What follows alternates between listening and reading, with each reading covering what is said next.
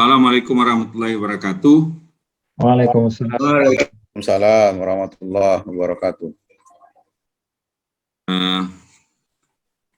Alhamdulillahirrabbilalamin. Assalatu wassalamu ala asrafil anbiya wal mursalin wa ala alihi wa sahbihi rasulillah ajma'in. Allahumma salli ala Sayyidina Muhammad wa ala ali Sayyidina Muhammad. Pertama-tama yang saya hormati Bapak Dekan, Bapak WD1, Bapak WD3, kepada senior-senior ada Kang Abdul Yadi, Bang Muhtar tadi, Pak Dedi Novera, kawan seangkatan saya. Sebetulnya dari tadi saya mengikuti, tapi masih lewat handphone, sambil yang lain gitu. Luar biasa narasumber hari ini, Bapak-bapak dan adik-adik sekalian ya. Ada Pak Dedi, tadi beliau orang industri. Saya pernah dengan Pak Dedi kerja sekitar 7-8 tahun lah ya Pak Dedi. Kami dulu satu industri. Terus sekarang beliau di facility dan safety.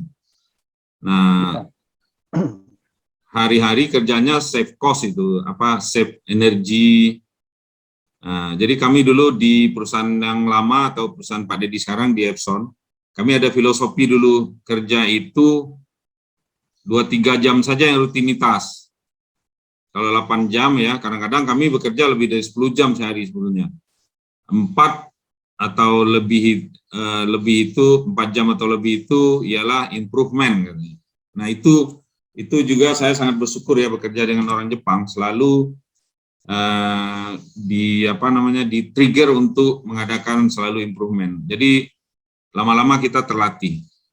Nah, kita lihat tadi Pak Dedi yang dijelaskan adalah tentang bagaimana saving energi ya. Mungkin ini literasi dan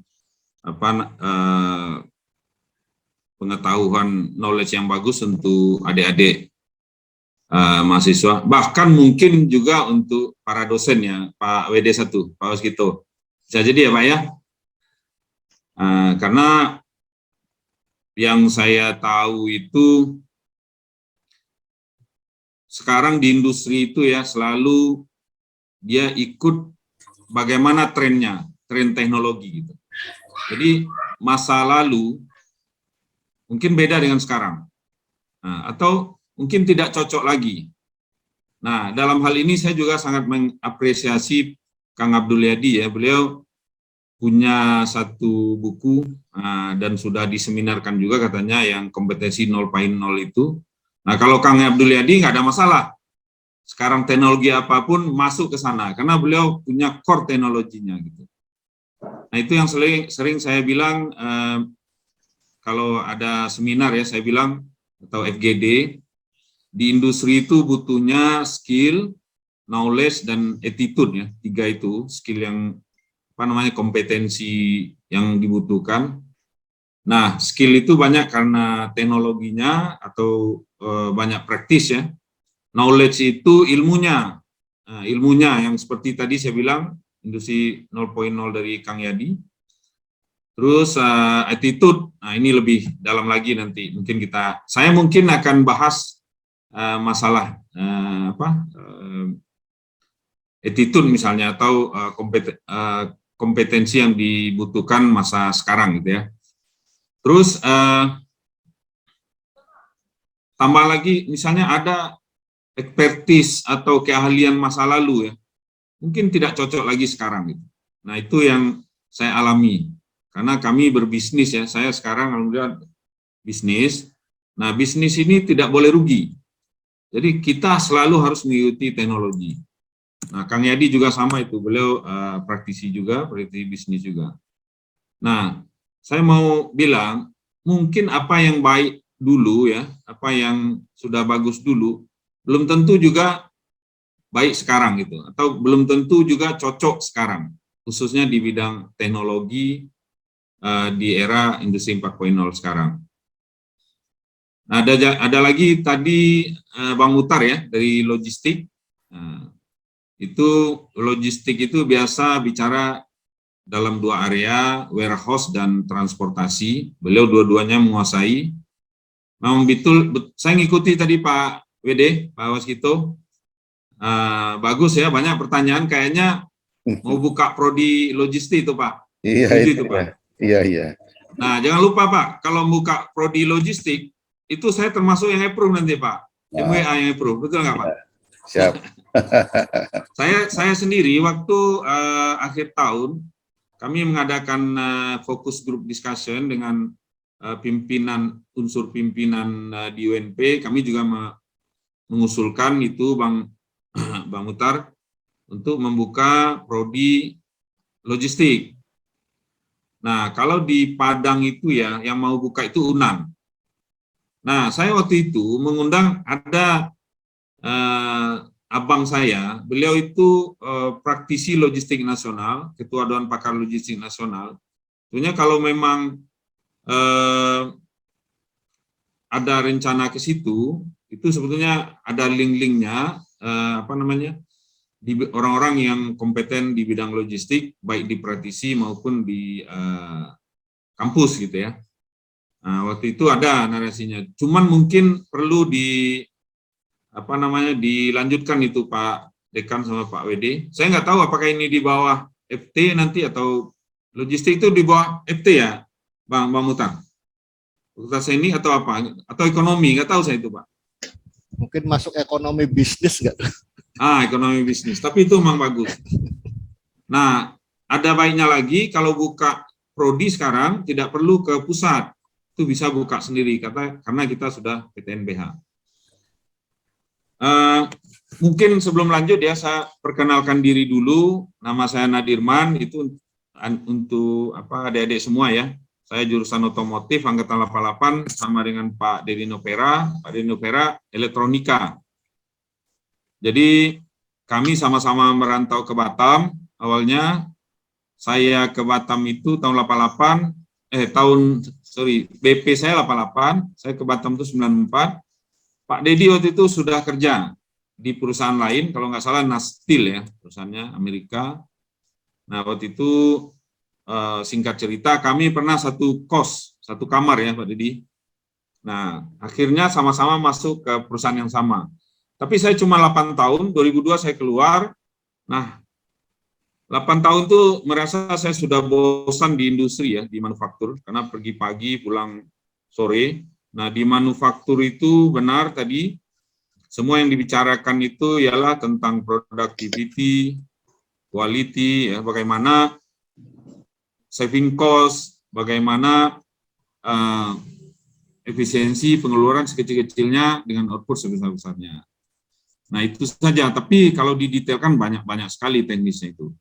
Banyak bidang, tadi ada warehouse, Bang Mutar bilang 10% itu warehouse ada di perusahaan, betul.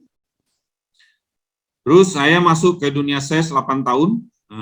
Nah, 2 tahun saya di bisnis ya. Waktu itu saya sales kantornya di Singapura. Nah, saya kalau waktu itu 3 minggu di Batam, 1 minggu di Jakarta, daerah Jabodetabek, Bekasi ya, sampai ke Karawang, Tangerang itu cari customer. Nah, itu saya waktu itu punya turnover yang sangat signifikan dari industri atau manufaktur masuk ke dunia bisnis. Terus 3 minggu di Batam, saya 1 hari di Singapura. Kamis atau Jumat saya harus di Singapura meeting. Saya belajar banyak tentang bisnis. Terus sekali 2 atau 3 bulan paling lama saya dengan bos keliling di negara-negara Asia Tenggara. Ada Thailand, kami punya customer di Thailand, di Filipina, di Malaysia yang sering ya. Terus di Singapura juga. Nah, itu saya 8 tahun juga. 2010 saya keluar. Nah, habis itu saya sebelum itu ya, 2 tahun saya di sales saja. Habis itu saya ditambahin kerja oleh bos, diajak buka perusahaan sendiri atau perusahaan patungan. Saya 10% saja saham waktu itu, mereka yang banyak karena uang mereka yang banyak ya. Nah, saya waktu itu posisinya general manager di satu perusahaan di Batam.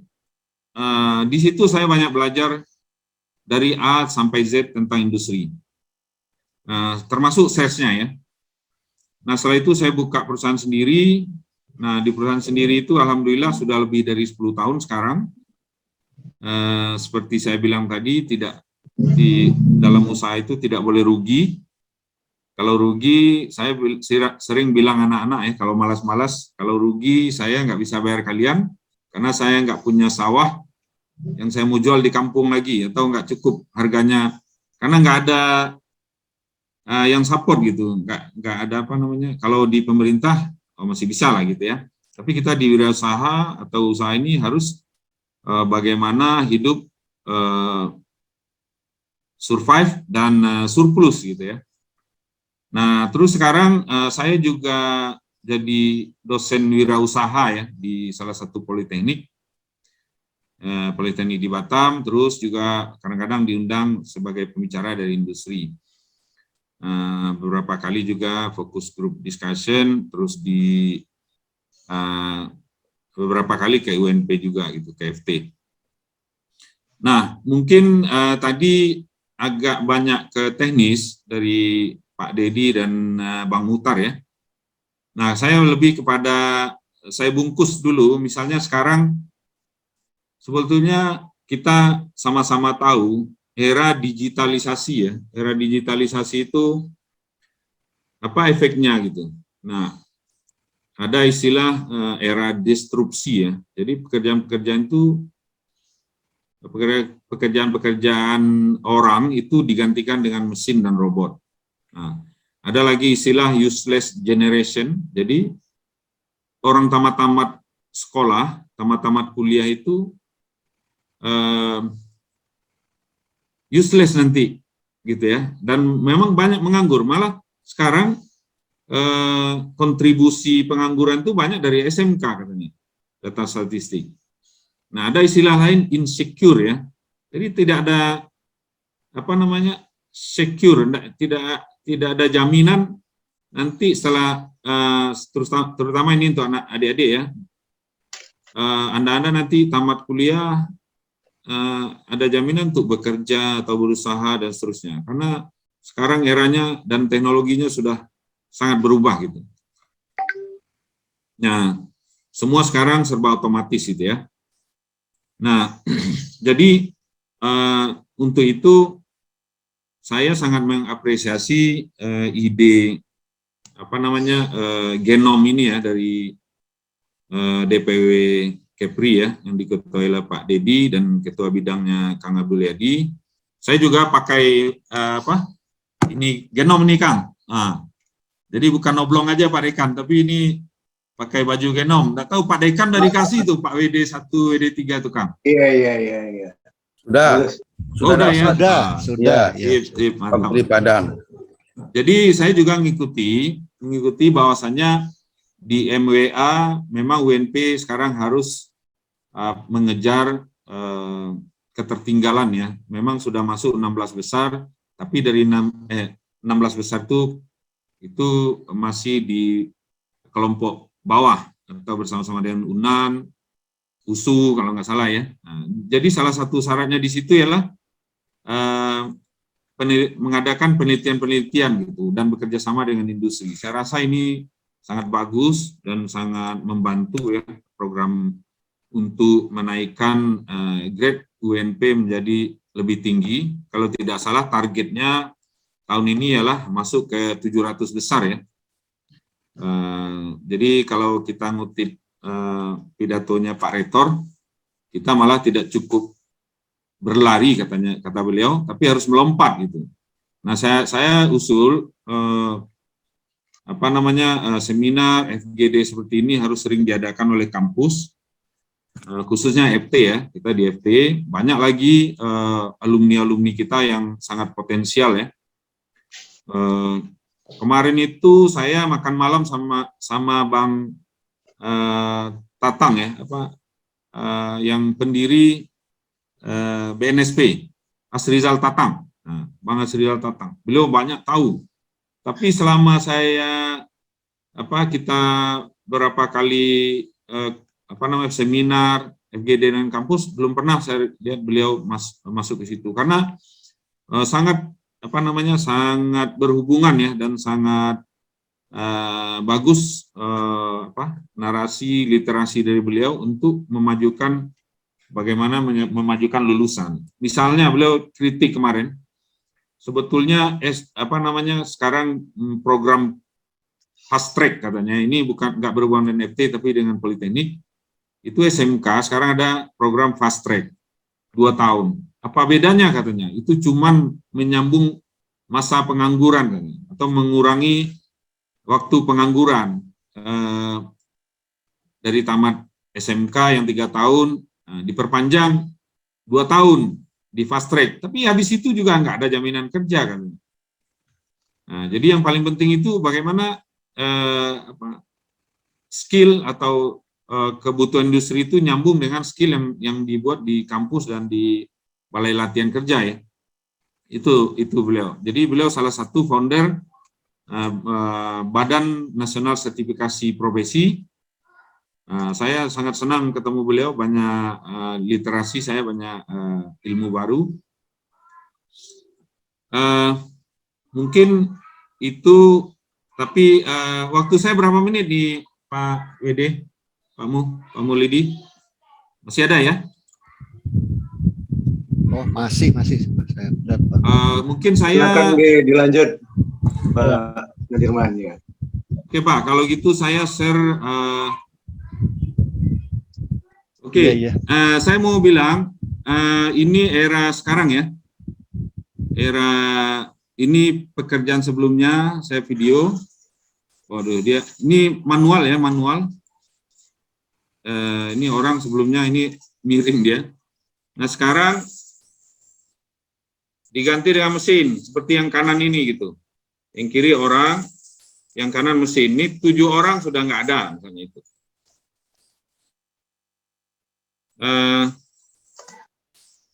Kalau di tempat Pak Dedi Novera ya, itu mungkin sudah 80% ya Pak Dedi, 90% mungkin sudah begini. Iya Pak.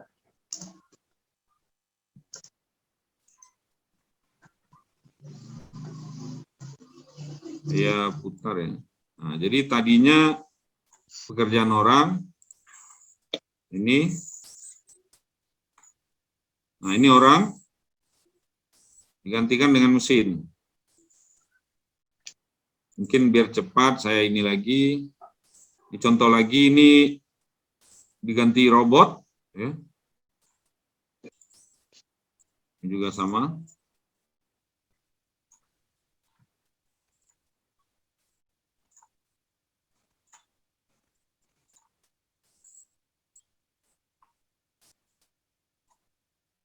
Nah, ini di manufaktur, ini satu saja yang manual, selebihnya mesin.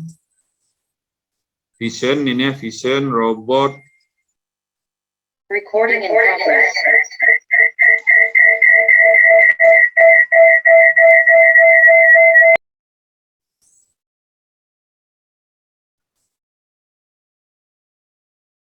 Nah, ini di Batam ya, di industri di Batam ya.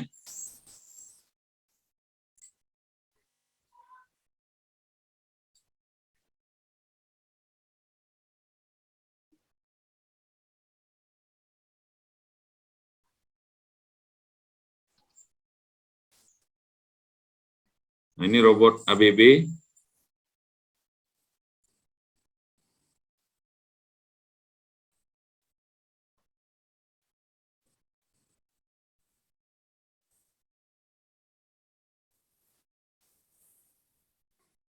Oke, mungkin saya stop ya. Jadi, kira-kira seperti ini sekarang teknologinya bisa ngurangi orang banyak ya. Nah, kalau kita di kampus ya, atau di FT lah, Fakultas Teknik, tentu kita harus melihat peluangnya apa sebetulnya, peluang pekerjaannya. Nah, di sini sebetulnya yang orang lupa. Jadi kebanyakan kalau saya presentasi, dia bilang, wah Bapak mengurangi kerja orang ini, jadi banyak pengangguran gitu. Tapi kalau nggak saya masuk ke bidang ini, orang lain yang ngerjakan, atau malah perusahaan-perusahaan asing yang ini di muka kuning itu ya, atau di Batam ya.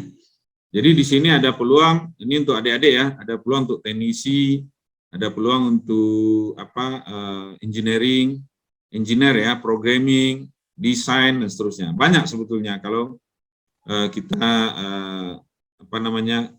jeli di situ.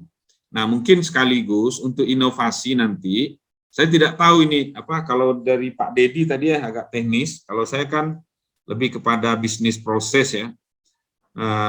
Kira-kira apa ide? Nah, kalau saya selalu ide bagaimana punya produk baru, solusi baru, inovasi baru untuk ada peluang bisnis baru gitu. Nah, itu di saya, oke. Terus ini ada lagi, itu di industri ya tadi. Ini ada lagi yang sebetulnya kita selalu terbiasa dengan istilah industri 4.0. Padahal di sini ada Smart Society 5.0 sekarang. Kalau industri 4.0 mungkin sudah tahu ya. Itu bahasanya sekarang semua proses diotomasi. Otomasi itu sebetulnya bukan industri 4.0 tapi 3.0 sudah dimulai tahun 70-an 80-an, karena waktu kami bekerja tahun 90-an itu sudah banyak mesin-mesin otomasi di perusahaan-perusahaan itu gitu. Tapi yang masif sekarang ialah karena kalau di industri ya, ini saya bilang di industri manufaktur saja, karena dia sudah didigitalisasi, nanti pakai Internet of Things, bisa dikontrol jarak jauh, bisa dimonitor jarak jauh dari HP gitu ya, dari rumah segala macam gitu. Nah, ini masif. Jadi di sini sangat banyak orang pekerjaan yang orang yang terdestruksi. Itu di industri manufaktur ya. Belum lagi nanti di kantor-kantor, di bank misalnya sekarang karena ada internet banking itu bank pun mengurangi orang ya untuk pelayanannya. Nah, dan di bagian-bagian lainnya di health and care juga, di kesehatan juga, malahan banyak sekarang teknologinya itu artificial intelligence ya, kecerdasan buatan, misalnya untuk membedah atau operasi itu sudah pakai robot saja gitu ya. Nah itu, tapi kita jangan lupa industri 4.0 ini baru teknologinya ya, harus dibarengi dengan ini yang super smart society 5.0 sekarang. Kalau ini manusianya ya, lebih kepada manusianya. Misalnya di awal-awal yang 1.0-nya itu manusia itu berburu untuk makan ya, berburu di hutan. Terus yang keduanya agraria atau bertani gitu ya. Terus industri, sudah mulai ke industri abad ke-18 dan seterusnya.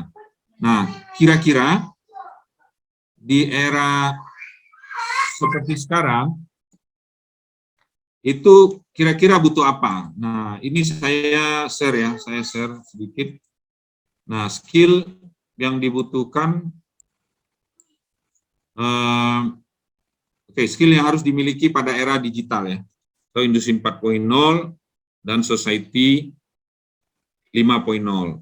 Nah, pertamanya teknikal ya, skill teknikal.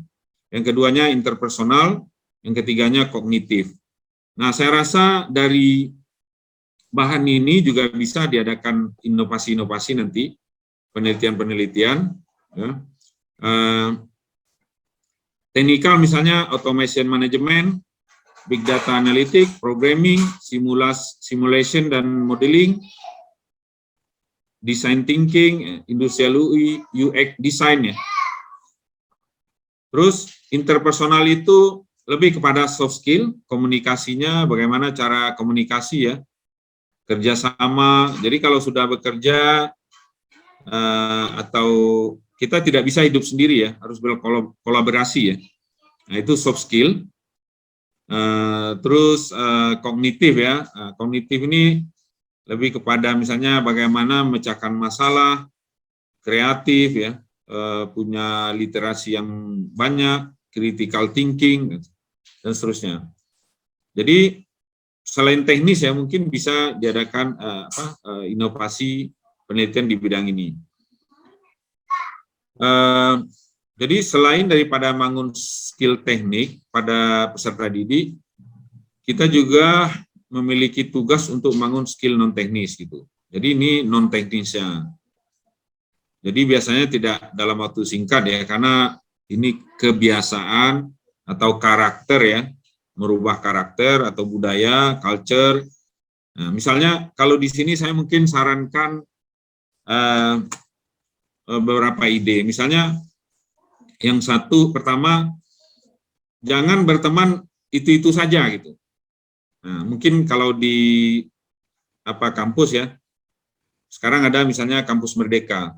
Misalnya orang elektro nanti main-main ke mesin gitu ya, belajar dengan mesin. Sebaliknya orang mesin juga belajar ke elektronika misalnya. Nah, kenapa? Karena harus banyak wawasan gitu dalam inovasi itu. Harus punya banyak wawasan, tidak bisa satu bidang saja. Terus harus banyak punya literasi ya, misalnya mengikuti seminar, fokus grup kecil ya, untuk grup kecil, diskusi. Nah, acara kita hari ini yang digagas oleh DPW Kepri ini sudah sangat bagus ya, untuk menambah literasi dan referensi dari mahasiswa ya, untuk mengadakan penelitian. Nah, umumnya ini yang bicara sekarang orang-orang industri gitu. Ini saya langkah-langkahi saja.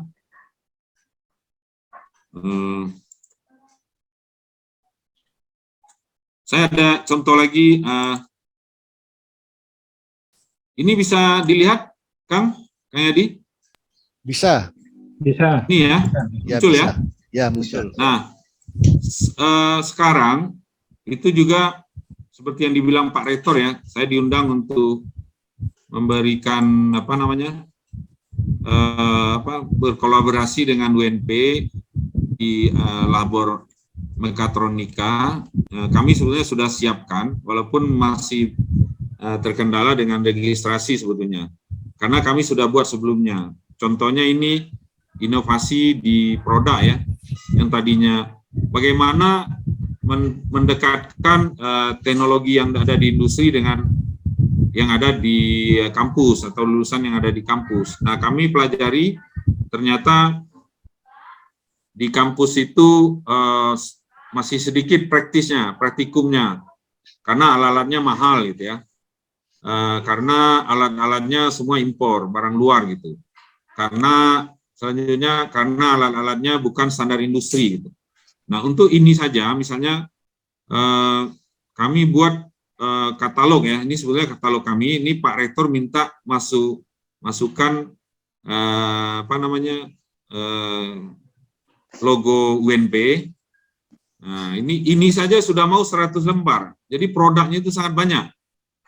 Jadi kalau saya simpulkan di sini saja, misalnya, jadi bukan 1-2. Nih, misalnya pneumatik hidrolik, training set, industrial sensor ya.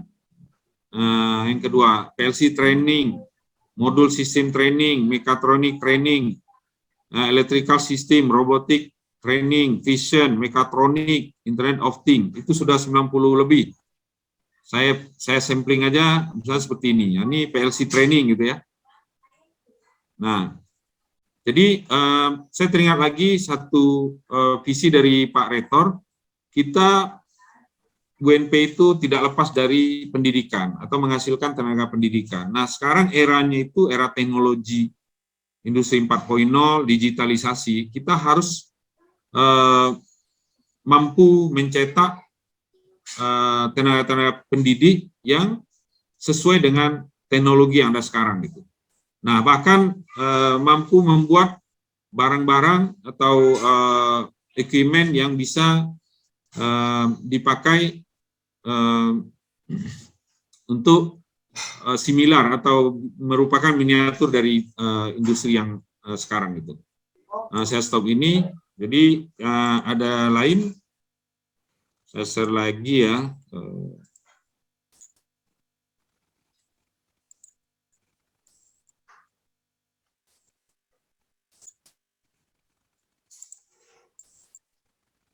Nah, ini targetnya ada contoh ya. Ada untuk industri, solusi industri, ada didaktik ya, pendidikan, ada riset dan teknologi nanti. Nah, ini juga kita selalu komunikasi dengan orang kampus, khususnya di bidang teknis ya, di elektro kemarin, elektronika. Terus ini yang ada sekarang, ini salah satu inovasi kami ya. Sekarang semua alat-alat itu dari luar ya, dari impor gitu, mahal. Nah, ini misalnya, ini yang penting. Kalau misalnya sekarang barang-barang yang ada sekarang impor itu sebelah kiri, desain konsep 100% mereka, supply material 100% mereka, fabrikasi, perakitan, saja yang ada orang lokal, penjualan saja gitu. Sangat sedikit konten lokalnya. Nah, ini saya sudah kami sudah presentasikan juga di ini Pak Dekan ke Pak Dirjen ya, dan Pak Direktur di Dikti. Nah, misalnya kalau kita buat sendiri atau yang kita buat sendiri sekarang, konsepnya 100% kita. Material masih impor. Nah, ini kalau misalnya sekarang standar-standar PAD ya, PLC, HMI, sensor, itu memang belum ada produk lokal yang standar industri ya, tapi ke depan itu kita yakin ada. Bahkan mungkin nanti dari PBL project based learning mahasiswa misalnya, kita pakai gitu, kalau sudah ada yang standar industri. Terus fabrikasi, perakitan, sales, penjualan, nah ini dari lokal. Nah, ini yang kami lakukan, sehingganya TKDN-nya lebih dari 65%. Nah, sehingga akan banyak terserap tenaga kerja gitu ya. Nah, bagaimana nanti di industri juga sama. Jangan pakai barang-barang impor lagi. Kita semangat lokal gitu ya. Nah, itu contoh inovasi di bisnis ya. Saya tutup dulu yang ini. Nah, mungkin tadi kalau nggak salah ada tanya jawab ya. Itu dulu dari saya. Cukup waktunya Pak Mulidi? Atau lebih? Atau kurang? Atau sudah bisa tanya jawab? Iya, boleh kita tanya jawab. Ya, saya sebenarnya bisa nggak habis Pak, kalau materinya banyak sebenarnya di industri ini kan. Iya. Nah, saya satu lagi Pak ya. Saya share Ya, satu boleh, lagi ini. silakan. Contoh inovasi ya, inovasi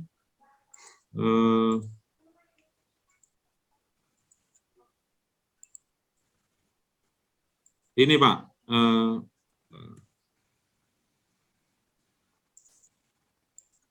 Nah, ini yang kita usulkan nanti di kampus. Ini contoh ya. Sekarang ada skill kompetisi itu, ada ASEAN Skill sama Work Skill kompetisi.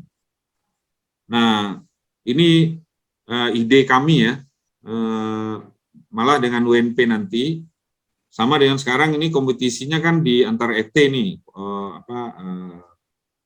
inovasi misalnya. Nah, ini ada sebetulnya, sudah ada sekarang, ASEAN Skill kompetisi dan World Skill itu ternyata itu didominasi barang-barang luar, misalnya mekatronikanya Vesto ya, industrial controlnya Denso, ada Yalong ya, robotikanya Mairo gitu ya.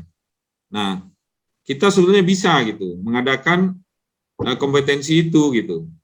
Nah, misalnya di SMK dulu kita pakai produk kita gitu ya, yang apanya tidak kalah dengan barang-barang impor itu. Misalnya mereka pakai PLC Siemens ya, kita Siemens juga gitu.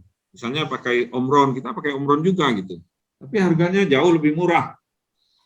Karena kita rakit sendiri, desain sendiri gitu ya.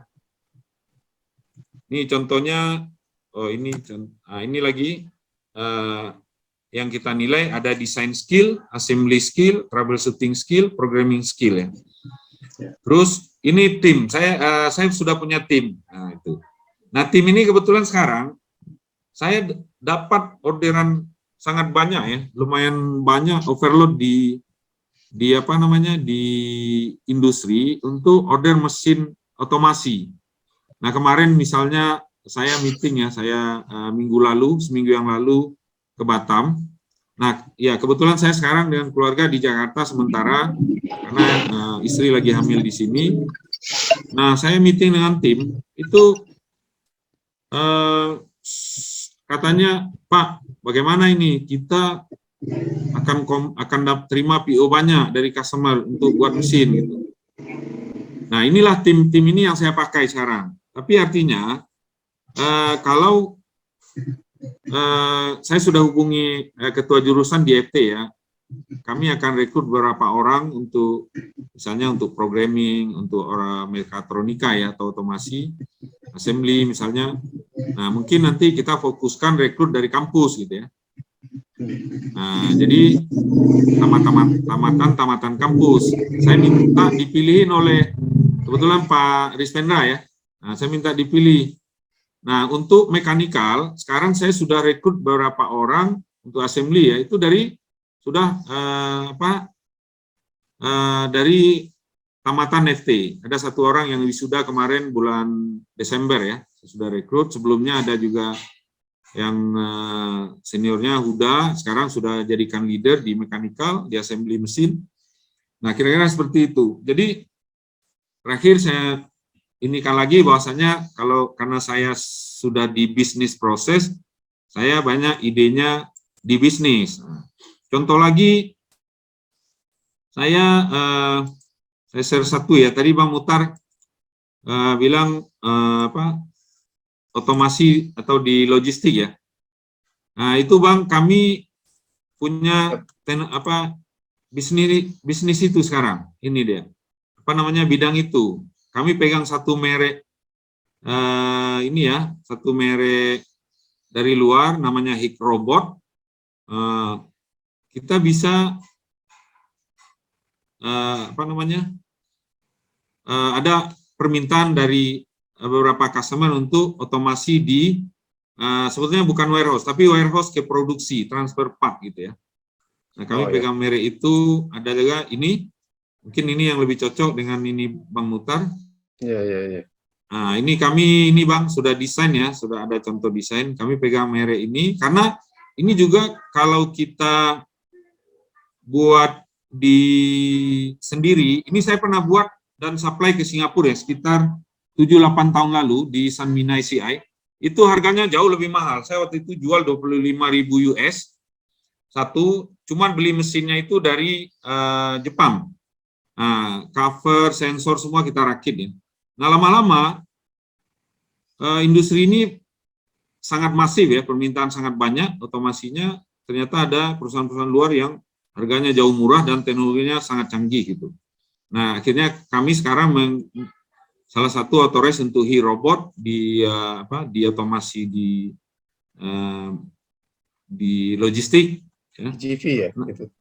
AGV Pak, tapi dia banyak Pak. Nih kalau di sini dia ada forklift juga, ada ini contoh-contoh barangnya ya.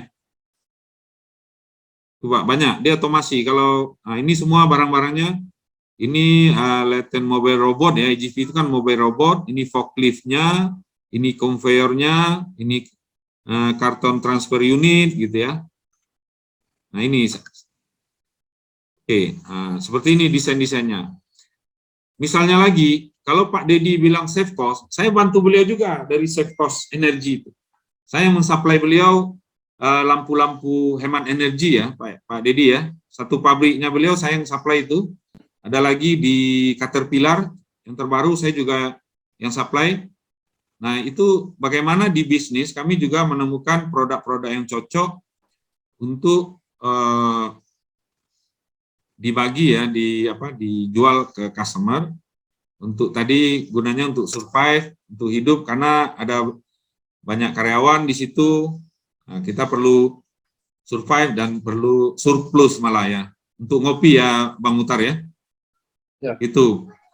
Jadi itu mungkin dari saya. Kalau ada pertanyaan silakan. Terima kasih. Mohon maaf kalau agak panjang. Billahi taufiq wal hidayah. Assalamualaikum warahmatullahi wabarakatuh.